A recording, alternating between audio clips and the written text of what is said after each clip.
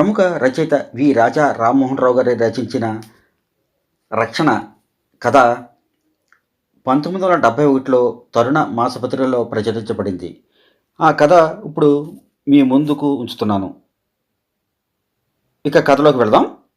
రావి చెట్టు దగ్గర గోల, గాలిలో తేలొచ్చి డాబా మూలను పట్టుకుంటుంది. సారథి చూస్తుండగానే అక్కడ ఉన్న ఒకరిద్దరు పిల్లలకి మరో నలుగురు చేరారు. ఒకడు చెట్టు నుంచి ఇంత మట్టి తీసి విసిరాడు. మరోడు చేతిలోని రావి కొమ్మతో అదిలిస్తున్నాడు. ఇంకో కుర్రోడు వెక్కిరిస్తూ అరుస్తున్నాడు. అటు ఇటు పరిగెడుతోంది ఆ మనిషి. ఏదో అంటోంది. ఆ మనిషి తిన్నగా కనపడడం లేదు సారథికి.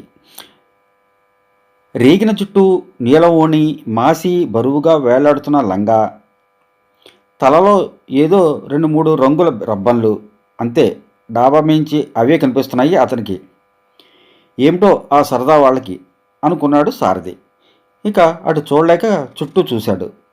వీధికి ఒక రకంగా ఊరికి చివరగా ఉందా రావి చెట్టు.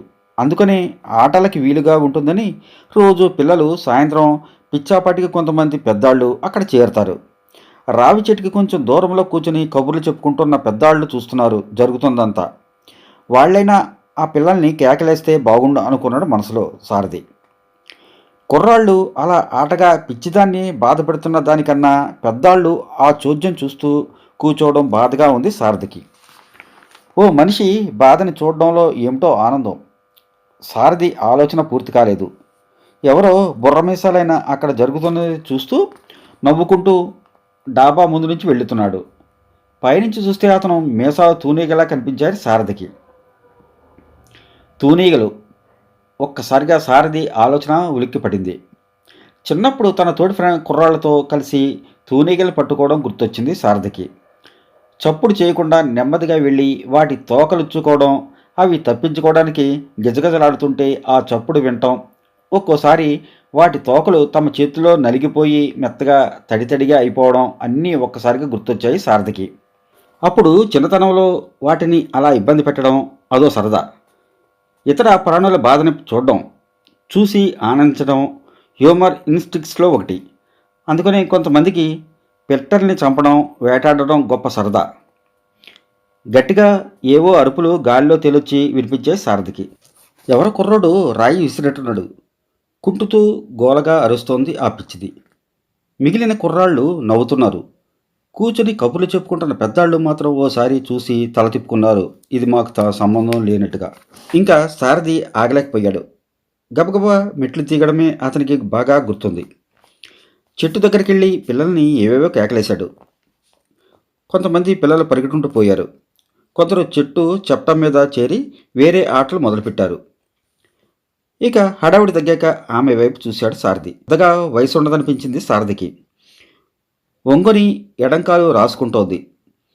సారథి చూస్తుండగానే తను ఓసారి తలెత్తి చూసింది.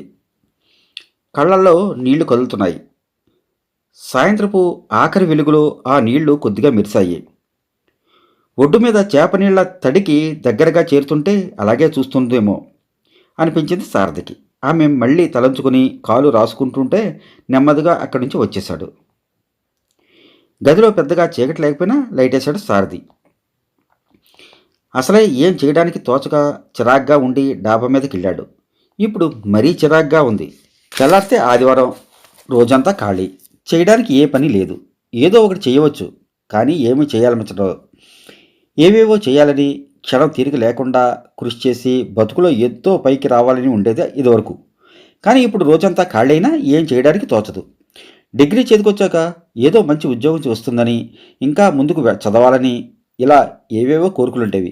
కానీ ఇప్పుడు ప్యూర్లీ టెంపరీ గుమస్తా ఉద్యోగం. దాంతోపాటు బోరెడంత నిరాశ. భవిష్యత్తు గురించి ఆలోచించడానికి మనసు ఒప్పుకోదు. ఏ చదువు జీవితాన్ని బాగు చేస్తుందని నమ్మకం లేదు. ఉంటే ఉత్సాహంగా ఏదో ఒకటి చేసేవాడే.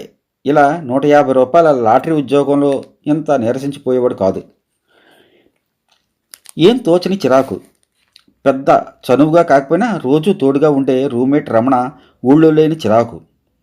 ఇందాకటి పిచ్చిది కళ్ళ ముందు కదులుతున్న దృశ్యం చిరాకు. రూమంతా కలిగి తిరిగాడు సారథి. గంట గడిచే లోపల ఓసారి బయటికెళ్ళి చూశాడు. తను అక్కడే ఉంది.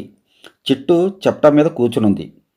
వీధి దీపం వెలుతురు కొద్ది కొద్దిగా ఆమెపై పడుతోంది. మళ్ళీ లోపలికొచ్చాడు. రోటిని చూస్తూ మంచం మీద కూర్చున్నాడు. తెల్లారి లోపలైన రమణ ఊరు నుంచి వచ్చేస్తే బాగుంటుందనిపించింది సారథికి.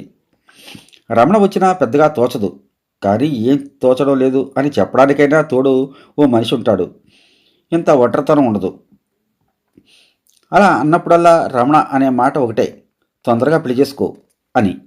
ఏం చూసుకొని అనాలనిపిస్తుంది. ఇంట్లో ఆడమనిషి, మరో మనిషి తోడు బాగానే ఉంటుంది. కానీ ఈ టెంపరీ ఉద్యోగంతోనే తొందరపడితే నిరుద్యోగపు తిప్పలు, డబ్బులు లేక అప్పుల కోసం అందరినీ దేవరించడం, పస్తులు ఉండాల్సిన వస్తుందేమో అన్న భయం, వాటి బాధ మరీ ఘోరంగా ఉంటుంది. ఉద్యోగం, పెళ్ళి, ఆడతోడు, ఈ ఆలోచన వాటి వైపు మళ్ళినప్పుడల్లా సరోజ, సీత గుర్తొస్తారు సారథికి. వాళ్ళ తోటి ఉన్న 1-2 రోజుల సంబంధం గుర్తొస్తుంది. జీవితంలో తనకు దగ్గరగా తెలుసున్న వాళ్ళు వాళ్ళిద్దరే. వాళ్ళతో పాటు 26 ఏళ్ల తన వయసు నరాల ఆలోచనలు ఇబ్బందిగా ఉంటాయి సారథికి. ఒక్కోసారి మరీ పిచ్చిగా ఉండి బజార్న పడదామా అనిపిస్తూ ఉంటుంది. కానీ అటువంటి అలవాటు లేకపోవడం వల్ల సహజంగా ఉన్న భయం, ఆరోగ్యం చెడిపోతుందన్న బెదురు, ఇక దారి తోచక తనను తానే బలవంతంగా అదుపులో పెట్టుకుంటూ ఉంటాడు. కాసేపు మళ్ళీ లేచి చిరాకుని పచారులు చేయించాడు సారథి. క్యారియర్ రాగానే పెద్దగా ఆకలి లేకపోయినా ఆ పని అయిపోయిందిలే అన్నట్టు భోజనానికి కూర్చున్నాడు. తింటూ తింటూ గుమ్మంలో ఏదో అలికిడైనట్టు అనిపిస్తే తలెత్తి చూశాడు. ముందుగా నీలవాణి కనిపించింది. గుమ్మంలో నిలబడి ఉంది ఆ పిచ్చిది. ఏం చెయ్యాలో తోచలేదు సారథికి. కంగారు పడ్డాడు. పో పో అందామనుకున్నాడు, కానీ నోట్లో ముద్ద అడ్డుపడింది. ఈలోగా నెమ్మదిగా గుమ్మంలో చతికిపడిపోయింది. సారథి తింటున్న అన్నం వైపే చూస్తూ కూర్చుంది. 2-3 నిమిషాలైనా అలాగే చూస్తూ కూర్చుంది. పాపం ఆకలేమో ఎప్పుడు తిందో అనుకున్నాడు సారథి. కొంచెం కంగారు తగ్గాక ఇంకో ఆకులో ఇంత అన్నం పెట్టి ఆమె ముందు పెట్టాడు. ముందు గబగబా తింది. తర్వాత కెలుగుతూ కూర్చుంటే తన భోజనం పూర్తి చేశాడు సారథి. నెమ్మదిగా క్యారియర్ సర్దిపెట్టి మంచం మీద కూర్చున్నాడు. తను తినటం కన్నా ఎక్కువగా అన్నం కెలుకుతోంది. తిను తిను అన్నాడు 1-2 సార్లు. తలెత్తి చూసి మళ్ళీ మరో 2 ముద్దలు తింది.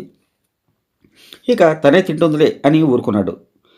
సారథి చూస్తుండగానే ఎంగిలి చేత్తో అలాగే తలుపుకి జారబడి నిద్రపోయింది. ఏం చేయడానికి తోచలేదు సారథికి. ఆకు తీసి బయట పారేశాడు. మంచం మీద కూర్చొని నిద్రపోతున్న తన వైపు చూస్తుంటే మళ్ళీ చెట్టు కింద పిల్లలు ఏడిపించడం, తన కేకలు వేయడం, తను చూసిన చూపు అన్నీ గుర్తొచ్చాయి. ఎన్నేళ్ళైందో నిద్రపోయి, పడుకోనీలే కాసేపు అనుకున్నాడు.